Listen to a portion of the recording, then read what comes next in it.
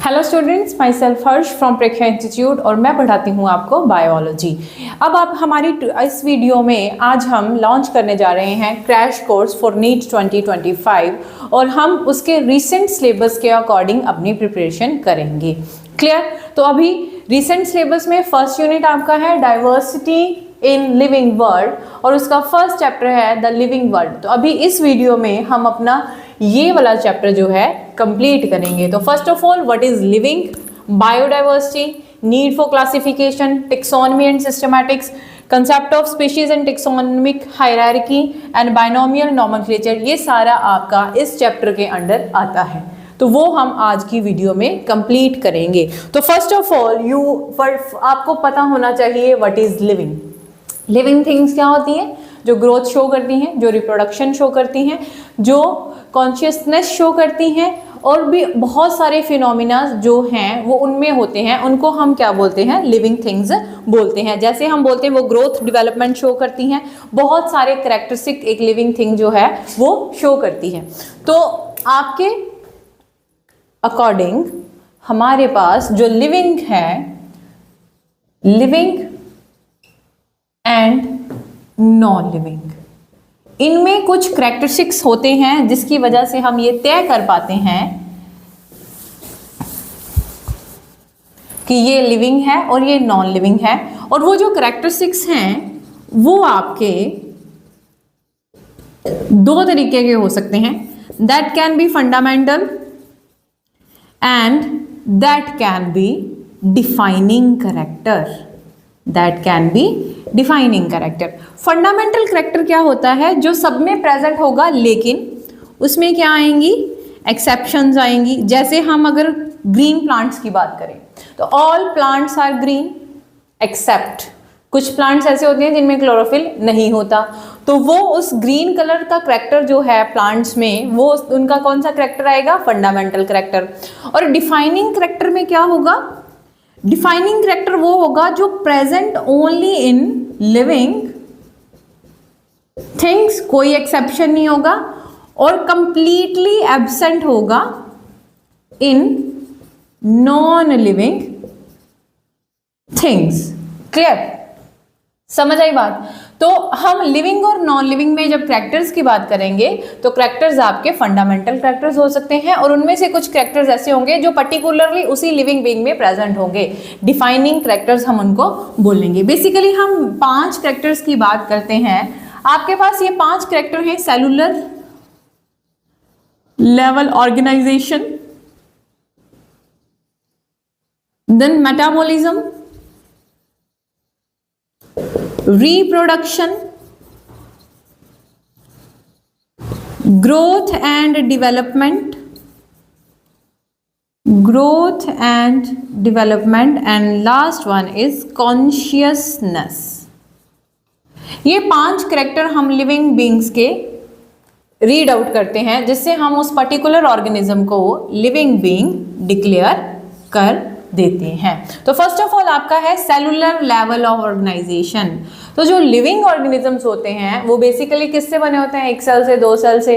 तो in living organism में क्या होता है? सेलुलर लेवल ऑफ ऑर्गेनाइजेशन होता है। सेलुलर लेवल ऑफ ऑर्गेनाइजेशन होता है लिविंग बीइंग्स में। लिविंग बीइंग्स में सेलुलर लेवल ऑफ ऑर्गेनाइजेशन होता है। वो यूनिसेलुलर हो सकते हैं, they can be multi cellular, depends upon the complexity of life. ठीक है? जो लोअर एनिमल्स हैं, जो लोअर ऑर्गेनिजम्स होते हैं, वो मैक्सिमम क्या होते हैं? यूनिसेलुलर होते हैं। जैसे फॉर एग्जांपल आपके पास है अमीबा, आपके पास है बैक्टीरिया, ये सारे क्या हैं? यूनिसेलुलर, सिंगल सेल से बने हैं। मल्टी सेलुलर क्या होंगे? जिनमें बहुत सारा नंबर ऑफ सेल्स जो होगा वो बहुत सारे होंगे। देन आपके पास है मेटाबॉलिज्म।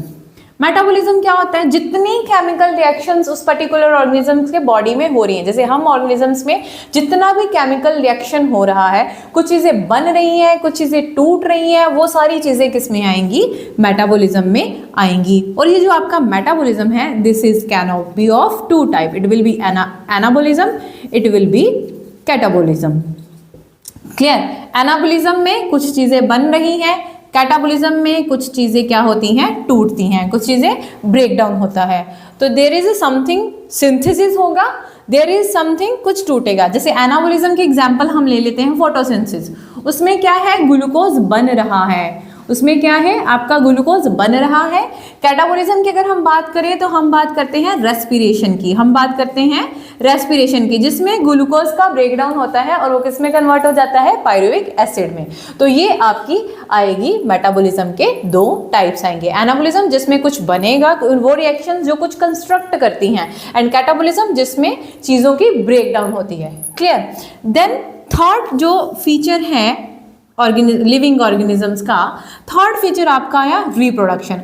रिप्रोडक्शन में क्या है, दैट कि वो जो हैं ऑर्गेनिज्म अपनी जैसी प्रोजेनी को रिप्रोड्यूस कर सकते हैं, that is formation of new progeny, that is formation of new progeny.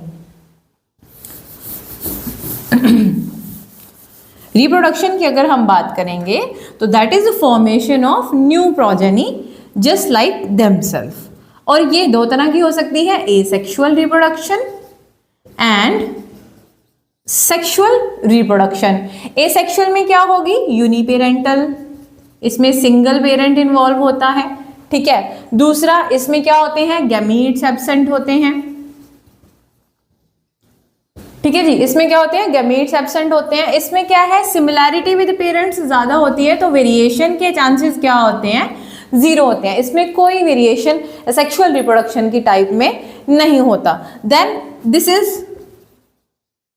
Complex, this is complex. So this was your reproduction, which one, asexual reproduction. Sexual reproduction it is a biparental, दो parents involve होते हैं, it is a बाइपेरेंटल। इसमें gametes present होते हैं, इसमें gametes जो हैं आपके क्या होते हैं, प्रेजेंट होते हैं।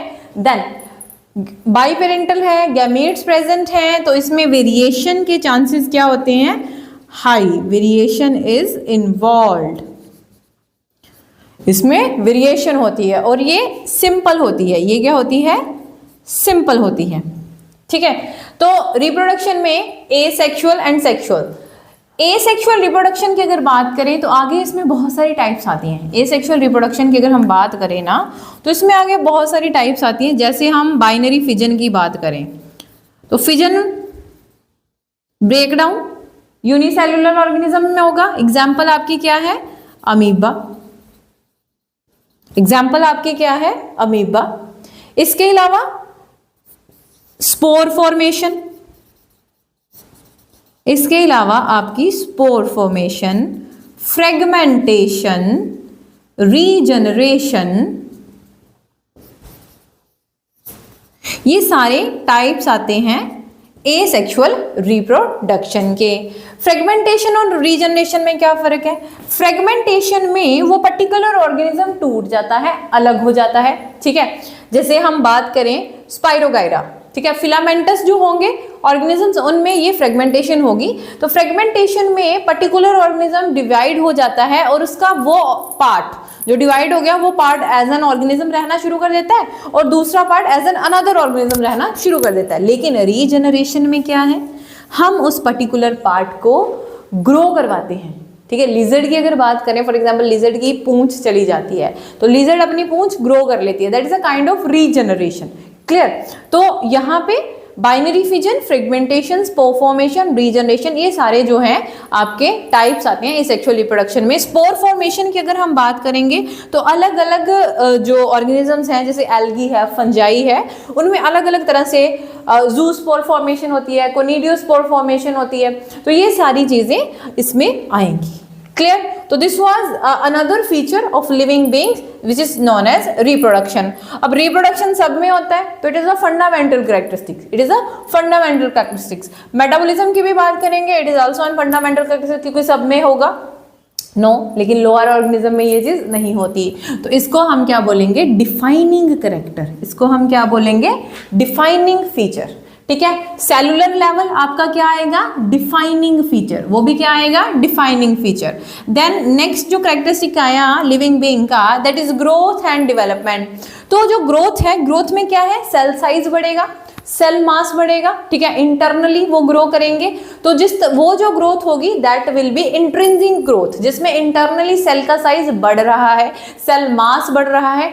आपके पास आएंगे नॉन लिविंग में भी ग्रोथ आएगी। नॉन लिविंग में एक तरह से ग्रोथ आती है, जैसे अब हम बात करें माउंटेन्स की, बर्फ पड़ती है माउंटेन्स पे तो वो लेयर उसके ऊपर जम जाती है तो उसकी हाइट बढ़ रही है, ठीक है, तो that is a kind of extrinsic growth.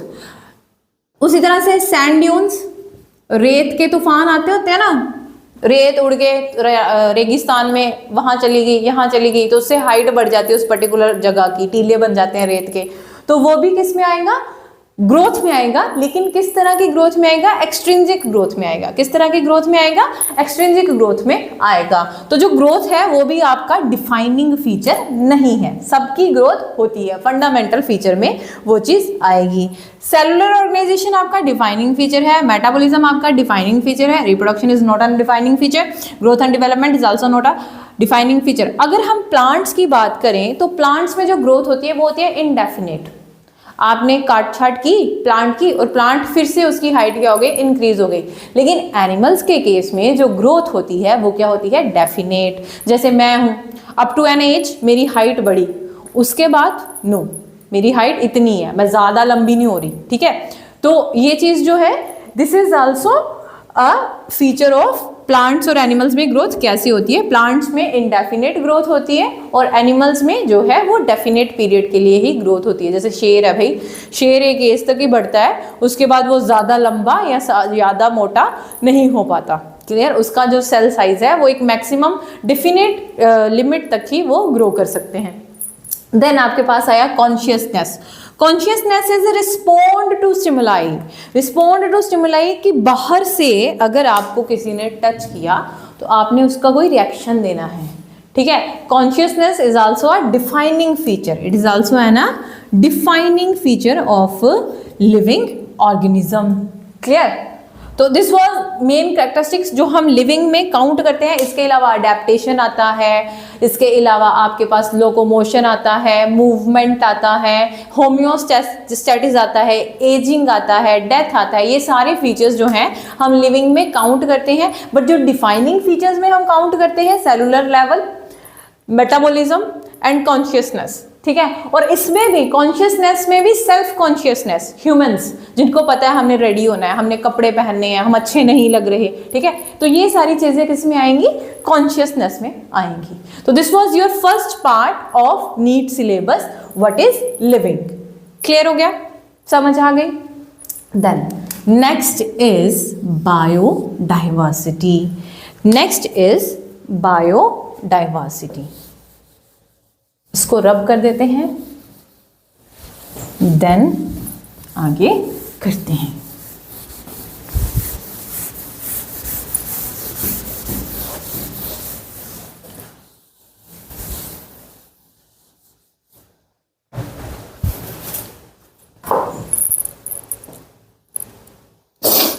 Then आपका हम स्टार्ट करेंगे biodiversity. What is biodiversity? Basic definition सबको आती होगी। Total number and types of organism present on earth. Earth पे कितने हजार और कितनी तरह के ऑर्गेनिजम्स प्रेजेंट है, उसके लिए हम टर्म यूज करते हैं बायोडाइवर्सिटी।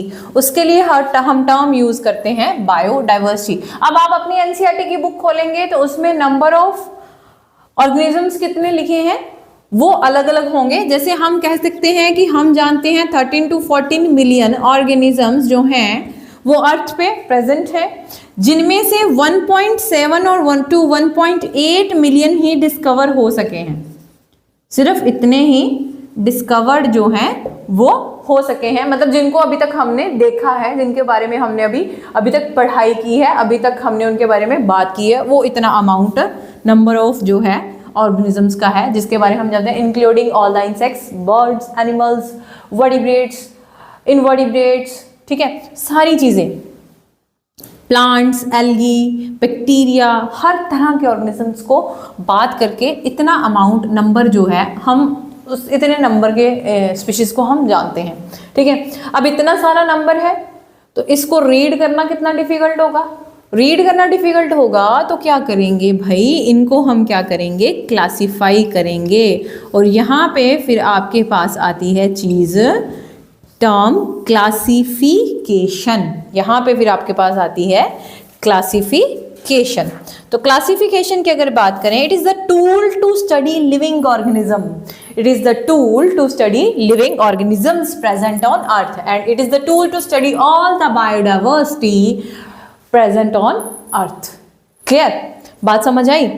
तो अब ज़रूरी क्यों है भाई? क्यों ज़रूरी है आपकी? एक तो क्लासिफिकेशन हमें ज़रूरी इसलिए है कि नया कोई ऑर्गेनिज्म आया तो हमने जो पुराना रिकॉर्ड रखा होगा हम उससे टैली कर लेंगे। अच्छा ये किस में जाएगा, अच्छा ये इस ग्रुप में जाएगा, अच्छा इसके फीचर उस ग्रुप से मिलते हैं तो इसको उस ग्रुप में डाल देंगे। जैसे हम स्कूल की बात करें, स्कूल में इतने सारे बच्चे होते हैं, ठीक है, हमने क्लासीफाई करे हुए हैं, nursery, LKG, UKG, first, second, third, इस तरह से, है ना। तो हम जो छोटा बच्चा है उसको नर्सरी में भेज देंगे, जो 9th का है उसको 9th में भेज देंगे, जो 10th का है उसको 10th में भेज देंगे। तो क्लासीफाई करने से इजी हो गया कि हमने पर्टिकुलर बच्चे को किस क्लास में भेजना है। सेम चीज़ अगर हमने क्लासिफिकेशन करी होगी तो हमें पर्टिकुलर पता होगा कि हम पर्टिकुलर ऑर्गेनिज्म जिससे उसके फीचर मैच करेंगे उनको हम उस क्लास में डाल देंगे, उस ग्रुप में हम उसको ऐड ऑन कर देंगे। ठीक है, दूसरी बात, पढ़ने में आसानी हो जाएगी। कन्वीनियंस ऑफ स्टडी, अब सारे बच्चों को एक साथ बिठा दो, ठीक है, केजी को भी बिठा दिया, फर्स्ट को भी बिठा दिया, थर्ड को भी बिठा दिया, फिफ्थ, सिक्स्थ, सेवन, सबको बिठा दिया एक साथ। अब वो टीचर आएगा क्लास में, अब वो प्री नर्सरी को एबीसी सिखाएगा और 10th वाले को क्या ह्यूमन एक्सक्रीशन या डाइजेशन का टॉपिक करवाना है। तो वो पढ़ा रहा है 10th वाले को, बीच में वो प्री नर्सरी वाला आ गया, सर मुझे ये नहीं आता, है ना, मैम मुझे ये नहीं आता, तो वो टीचर के लिए कंफ्यूजिंग हो जाएगा। तो इसी तरह से बहुत सारे ऑर्गेनिज्म एक ही ग्रुप में डालोगे तो हमारे लिए उनको स्टडी करना will be very difficult because they all having different different kind of characters. Clear? तो वो चीज़ करने के लिए हमने क्या कर दिया, क्लासिफिकेशन कर दी। ठीक है, एल्गी को एल्गी में डाल दिया, फंगस को फंगस में डाल दिया, प्लांटी किंगडम प्लांट्स को किंगडम प्लांटी में डाल दिया, एनिमल्स को किंगडम एनिमेलिया में डाल दिया। इस तरह से हमने क्या कर ली, क्लासिफिकेशन कर ली ताकि हमें आसानी हो उनको स्टडी करने में। ठीक है, दूसरा क्लासिफिकेशन हम जब करते हैं तो हम उनके पुराने कैरेक्टरिस्टिक्स देखते हैं। पुराने मतलब जो उनकी पुरानी जो उनकी स्पीशीज होंगी उनके कैरेक्टरिस्टिक्स, तो फाइलोजेनिक जेनेटिक रिलेशनशिप्स क्या हैं उनकी, ठीक है, वो भी हमें नॉलेज जो है उस पर्टिकुलर ग्रुप में। जैसे हम अगर बात करें कि कोई एक पर्टिकुलर ग्रुप था, जैसे किसी भी स्पीशीज का लगा लो आप, ठीक है, वो धीरे धीरे जैसे जैसे उसका एनवायरनमेंट चेंज होता गया उसमें क्या आते गए, चेंजेस आते गए, इवोल्यूशन उसने शो किया और उसमें चेंजेस आते गए। तो जो उसका पुराना स्पीशीज था, जैसे हम अपनी अगर बात कर लें तो हम बोलते हैं कि हमारे जो पूर्वज थे वो चिंपैंजी थे, ठीक है, गोरिल्ला, चिंपैंजी, इनसे हमारे एंसेस्टर्स जो हैं तो हम उनसे ग्रो करके आए हैं, हमें डेवलपमेंट हुई, हमें अडेप्टेशन हुई, तो धीरे धीरे हम ये जो अभी मॉडर्न ह्यूमन है वो वहां से बन के आया है।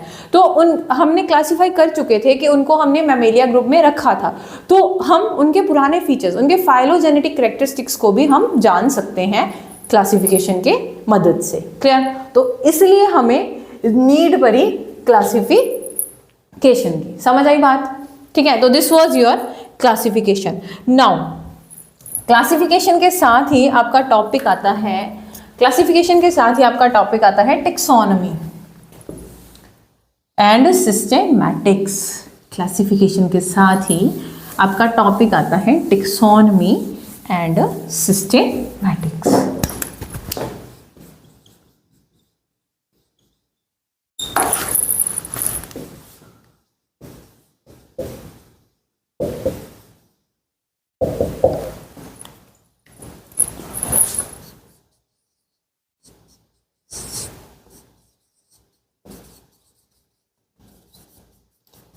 यहाँ पे था आपका नोमेनक्लेचर टॉपिक एक, और एक और टॉपिक था आपका,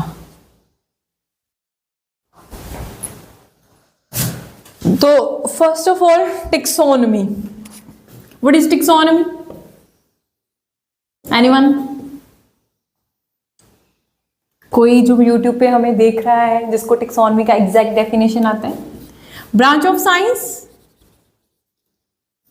which deals with the rules of classification, which deals with rules of classification. अपने क्लासिफिकेशन आपने पढ़ ली, क्या होता है कि हमने ग्रुपिंग करनी है सारे लिविंग ऑर्गेनिजम्स की बाय यूजिंग देयर कैरेक्टरिस्टिक्स, कि उनके सिमिलर कैरेक्टर है तो एक ग्रुप में डाल दिया, ठीक है। बर्ड्स है, सारे बर्ड्स एक ग्रुप में डालें, ठीक है। सारे रेप्टाइल्स एक ग्रुप में डालें, सारे जब क्या बोलते हैं उनको एम्फीबियंस एक ग्रुप में डालें, तो ग्रुपिंग कर दी उनके कैरेक्टर्स के बेसिस पे, वो आपकी क्या है, क्लासिफिकेशन है।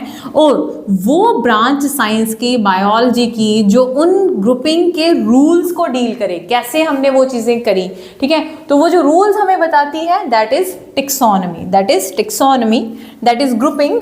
बेसिकली टेक्सोनमी को हम बोल सकते हैं इट इज अ ग्रुपिंग, ठीक है। Term, it is a Greek word, taxes plus norms, taxes plus norms, clear.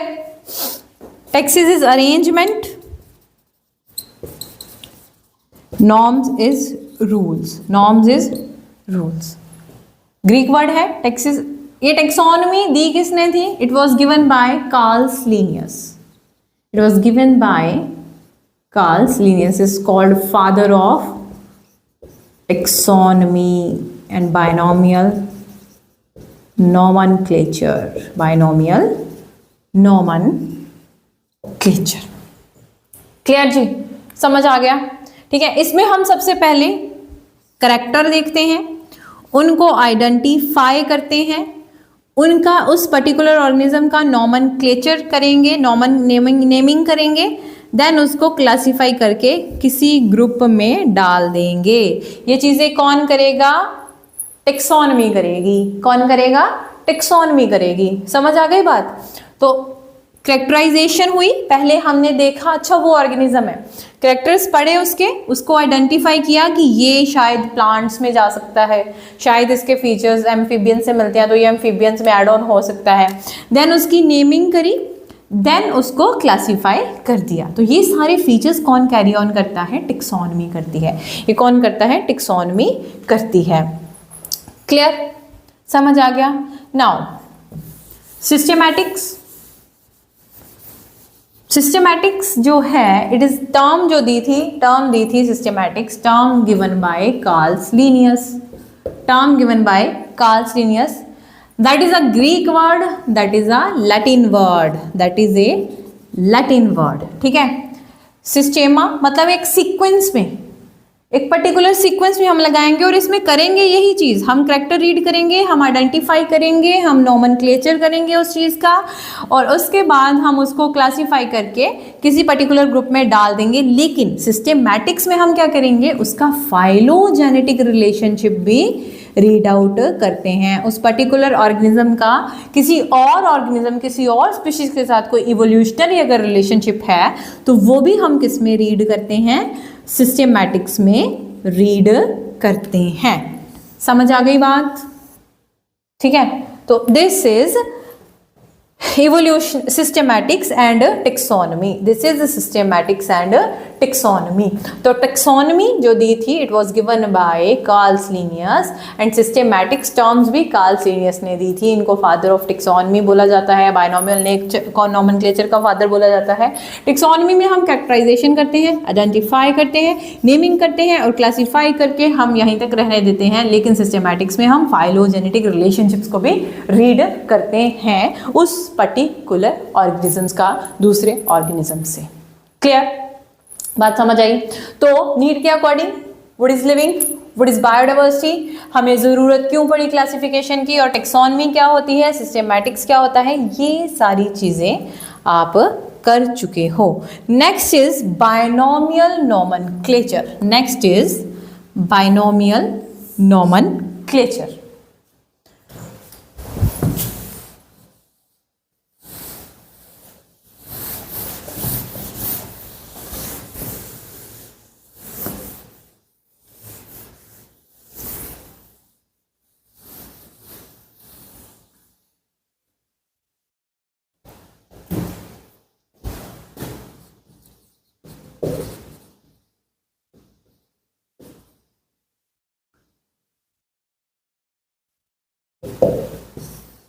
Binomial nomenclature की अगर हम बात करें तो अब आम है, पपीता है, ठीक है। आम को हमारे यहाँ पे अंब कह दिंदे हैं असीं पंजाबी विच, ठीक है। और पपीता पपीता ही बोलते हैं, बट अलग अलग एरियाज दे विच मतलब अलग अलग जगहों पे अलग अलग चीज़ों में हम अलग अलग तरीके से उनको क्या करते हैं, रीड आउट करते हैं, ठीक है। अलग अलग नाम है उनके, लेकिन अब आप अब्रॉड चले जाओगे तो आप यहाँ पे आम बोल रहे हो, वहाँ पे आम बोलोगे तो उसको समझ नहीं आएगा, ठीक है। तो हमने एक पर्टिकुलर सीक्वेंस, साइंटिस्ट ने ये सोचा कि अब सब इनके कुछ साइंटिफिक नेम्स होने चाहिए, ठीक है। तो साइंटिस्ट वही था कार्ल लिनियस, उसने ये काम किया। उसने क्या किया कि हम क्या करेंगे, कॉमन नेम्स नहीं देंगे, हम क्या करेंगे, साइंटिफिक नेम्स देंगे पर्टिकुलर ऑर्गेनिजम्स को। और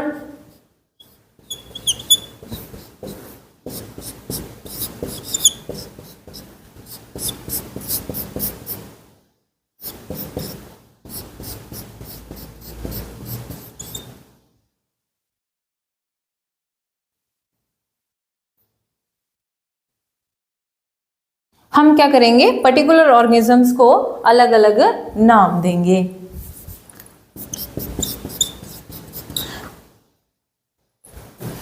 ये डायरेक्ट एग्जांपल से समझाती हूं मैं। जैसे आपका है, एक तो नाम जो होंगे वो दो वर्ड्स में होंगे। एक जो आपका फर्स्ट नाम होगा that will be generic name and next will be specific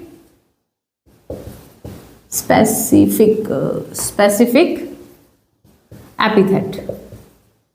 clear जी। ये बाइनोमियल नोमेनक्लेचर के कुछ रूल्स जो उसने फॉलो किए कि जो जैसे हम बात करें मैंगो की, तो मैंगो का नाम है मैंजीफेरा इंडिका, मैंजीफेरा इंडिका, ठीक है। फर्स्ट रूल, जीनस नेम का first letter capital, species name specific epithet का फर्स्ट लेटर स्मॉल। दूसरा, हाथ से लिख रहे हो तो अंडरलाइन करना पड़ेगा दोनों को अलग अलग से, इस तरह से अंडरलाइन नहीं कर सकते। स्पेसिफिक नेम को अलग से, स्पेसिफिक एपिथेट को अलग से अंडरलाइन करेंगे और जेनेरिक नेम को अलग से अंडरलाइन करेंगे। दूसरी बात, जब हाथ से लिख रहे हो तो अंडरलाइन करेंगे, लेकिन प्रिंट कर रहे हैं तो इटैलिक्स में, तो इनको क्या करेंगे, इटैलिक्स में प्रिंट करेंगे। ये चीज। दूसरा, जिस साइंटिस्ट ने उसको डिस्कवर किया होगा उसका नाम अगर साथ में लिख लें, जैसे हम लीनियस ने इसका नाम दिया है तो हम ऐसे लिन लिखेंगे, डॉट लगाएंगे या फिर डॉट लगाएंगे और अंडरलाइन नहीं करेंगे। क्लियर। ये रूल्स हैं बाइनोमियल नोमेनक्लेचर के, ठीक है। प्रिंसिपल्स इसके कार्ल लिनियस ने दिए थे, अपनी बुक जो है उसने इन सबके प्रिंसिपल्स जो हैं कार्ल लिनियस ने दिए थे अपनी बुक फिलोसफिया बोटानिका में। तो प्रिंसिपल्स गिवन बाय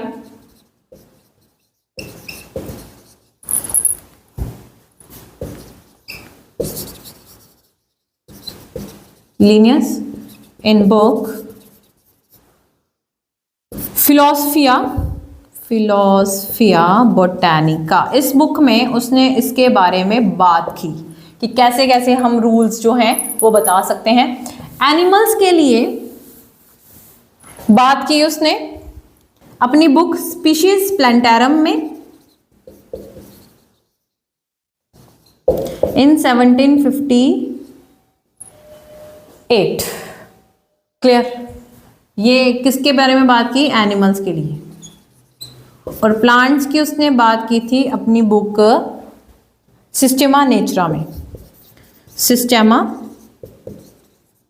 नेचुरा में। तो ये चीज़ें याद रखनी हैं कि किस बुक में उसने किसके बारे में बात की। प्लांट्स के बारे में बात उसने 1753 में की, एनिमल्स के बारे में बात उसने 1758 में की। बुक थी स्पीशीज प्लांटेरम, और प्लांट्स के लिए जिस बुक में बात की थी दैट इज सिस्टेमा नेचुरा।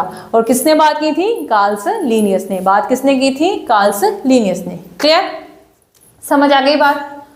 नाउ अब यहाँ पे इन सब चीज़ों के जो रूल्स हैं वो उसने दिए हैं कोड्स में।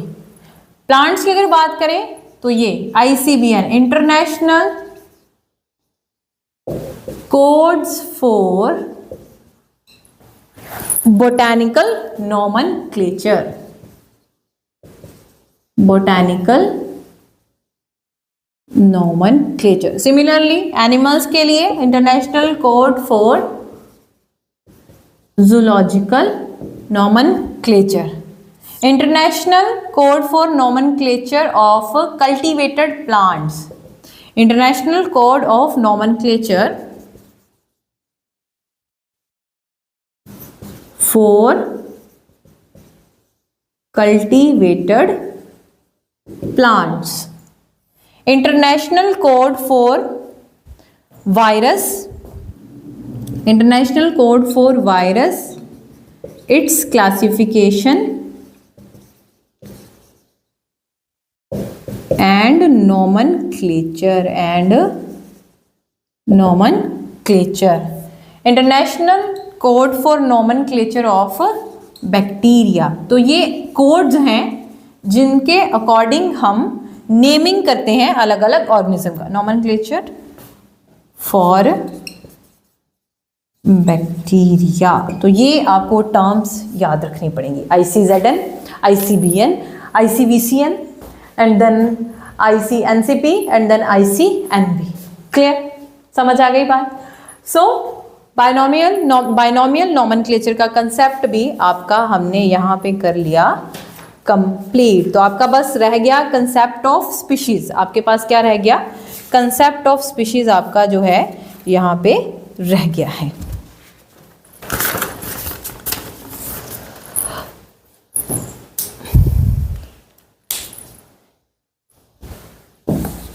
बाइनोमियल नोमेनक्लेचर में जैसे रूल्स की अगर हम बात करें कि रूल्स हमने अभी पढ़े कि जो अगर हैंड से जेनेरिक नेम होगा, एक स्पेसिफिक एपिथेट होगा। स्पेसिफिक एपिथेट हमेशा स्मॉल लेटर से लिखेंगे हम। जेनेरिक नेम जो है उसका फर्स्ट लेटर जो होगा कैपिटल होगा। हैंड से लिखेंगे तो अलग अलग से अंडरलाइन करेंगे। इसके साथ साथ जैसे कभी कभी क्या होता है, Rattus, it's a scientific name of mouse. जब ऐसा कुछ चीज आए कि उसका जेनेरिक नेम भी सेम हो और स्पीशीज नेम भी सेम हो, इसको हम बोलते हैं टोटोनिम। इसको हम क्या बोलते हैं? टोटोनिम। और ये सिर्फ किसके केस में अलाउड है? ICZN में। जूलॉजिकल नोमेनक्लेचर ऐसी चीजें अलाउ कर देता है। इसके अलावा एक और होता है कोबरा, नाजा, सुने? तो नाजा जो है वो भी इसमें आएगा। ओए अरे बाबा, ये भी गिर गया कोबरा का नाम सुनते ही। तो दिस इज नाजा। क्लियर? तो इस तरह के जो जिसमें जेनेरिक नेम सेम होता है, स्पेसिफिक एपिथेट भी सेम होता है, इस तरह के जो आते हैं उनको बोलते हैं टोटोनिम्स। और ये सिर्फ आपका ZN वाला बंदा अलाउड करता है। ZN वाले जो हैं वो थोड़े रिलैक्स फॉर्म के होते हैं, वो उन्होंने ये चीज़ भी अलाउ कर दी कि उनके जीनस नेम और स्पीशीज नेम क्या हो सकते हैं? सेम हो सकते हैं। इसी तरह से आपके जेनेरिक नेम सेम हो सकते हैं, जैसे पैंथेरा लियो। देखा, गलती कर दी ना मैंने, कैपिटल में लिखने लगी थी। पैंथेरा लियो, पैंथेरा टिग्रिस किसके नाम है भाई? Leo is for lion and this is for tiger. यहाँ पे उनका जीनस नेम सेम है। तो ये जिसमें आते हैं इसको बोलते हैं पॉलीटिपिक जीनस। इनको क्या बोलते हैं? Polytypic genus. इस तरह के जीनस को हम बोलते हैं पॉलीटिपिक जीनस। क्लियर हो गया? तो ये भी बाइनोमियल नोमेनक्लेचर में आते हैं। तो नेक्स्ट है आपका स्पीशीज का कंसेप्ट एंड टेक्सोनोमिक हायरार्की, जो कि आपके लिविंग वर्ल्ड वाले चैप्टर में आता है। तो बाइनोमियल नेचर आपका हो गया कंप्लीट। तो next is taxonomic hierarchy. Taxonomic hierarchy, hierarchy क्या है? टेक्सोनोमिक कैटेगरीज को हमने या तो डिसेंडिंग ऑर्डर में लगाया है या असेंडिंग ऑर्डर में लगाया है। वो चीज़ क्या क्रिएट करती है? टेक्सोनोमिक हायरार्की क्रिएट करती है। और टेक्सोनोमिक कैटेगरी कौन सी है? आप टेक्सोनोमिक कैटेगरी आपको पता है, that is kingdom, phylum, class, order, family, genus and species. Kingdom, phylum, phylum किनके केस में होता है भाई? एनिमल्स के केस में। प्लांट्स के केस में इस चीज को क्या बोलते हैं? डिवीजन। क्या बोलते हैं? Division. Then class, order, family, genus and species. ये आपका क्या आएगा? Taxonomic categories. और अरेंजमेंट है जो हमारा लिविंग ऑर्गेनिज्म का, इसी में हम क्लासीफाई करते हैं। और कॉम्प्लेक्सिटी आपकी किंगडम तक आते आते बढ़ जाती है। और स्पीशीज जो है, this is a basic unit of classification. Basic unit of classification. अब यहाँ पे कॉम्प्लेक्सिटी बहुत ज़्यादा होगी, क्योंकि kingdom Plantae, kingdom animalia, kingdom fungi, kingdom Monera, kingdom Protista, सबके ऑर्गेनिजम्स अलग अलग, कैरेक्टरिस्टिक डिफरेंस बहुत ज़्यादा। ठीक है, तो यहाँ पे नीचे से ऊपर आते आते आपकी कॉम्प्लेक्सिटी क्या कर जाती है? बढ़ जाती है। दूसरी बात, किंगडम आपका क्या होता है? Less specific. ये सबको ऐड ऑन कर रहा है। इसमें जैसे हम एनिमेलिया की बात करें तो एनिमेलिया में वर्टिब्रेट्स, इनवर्टिब्रेट्स, स्पॉन्जेस, पोरिफेरन, सिलेंट्रेट्स, ठीक है, नेमेटोड्स, हर तरह के ऑर्गेनिज्म भाई किंगडम में संभाल के बैठे हैं। कौन से किंगडम में? एनिमेलिया में। तो it is a less specific, more general. General समझ रहे हो? जनरली यार मैं ये नहीं करता, जनरली ये, जनरली, ठीक है, आमतौर पे। तो इसमें सारी चीजें इकट्ठी बैठी हैं। बैक्टीरिया में, ठीक है, किंगडम्स के पास मैक्सिमम ऑर्गेनिजम्स होते हैं। किंगडम्स के पास क्या है? मैक्सिमम ऑर्गेनिज्म होते हैं। ठीक है, और अब इसमें सिमिलैरिटी क्या होगी? Less similarity. इसमें क्या होगी? सिमिलैरिटी कम होगी। इसमें सिमिलैरिटी क्या होगी? कम होगी। और स्पीशीज की अगर बात करें, less specific, no, more specific and less general. It is more specific and less general, क्योंकि इसमें सिमिलैरिटी ज़्यादा होगी। इसमें क्या होगी? सिमिलैरिटी आपकी क्या होगी? ज़्यादा होगी। और सिमिलैरिटी किसकी बात कर रहे हैं हम? ऑर्गेनिजम्स की। ऑर्गेनिज्म की सिमिलैरिटी स्पीशीज में ज़्यादा होगी, जैसे ह्यूमंस। ठीक है, अब हम हैं ग्रुप, हमारा क्लास अगर आपकी बात करें क्लास की, तो बहुत सारे बच्चे सिमिलर एक ग्रुप में डाल दिए। 9th क्लास सिमिलर, क्या सिमिलैरिटी कि सारे के सारे 9th में पढ़ते हैं, एक क्लास में डाल दिए, स्पीशीज़ हो गई उनकी। ठीक है, वो 9th क्लास की स्पीशीज़ जा रही हैं भाई, वो 12th क्लास की स्पीशीज़ जा रही हैं, वो 11th क्लास की स्पीशीज़ जा रही हैं। ठीक है, बात समझ रहे हो? तो ये चीज़, ठीक है, तो this is taxonomic hierarchy, this is called taxonomic hierarchy. इस चीज़ को हम क्या बोलेंगे? टेक्सोनोमिक हायरार्की बोलेंगे। देन स्पीशीज़ क्या होती है? ये group of people which are similar, एक तो सिमिलर होंगी, can reproduce within themself. ठीक है, group of people which are similar morphologically, physiologically and that can interbreed. वो क्या कर सकती हैं? इंटरब्रीड कर सकती हैं। To produce, interbreed to produce fertile progeny,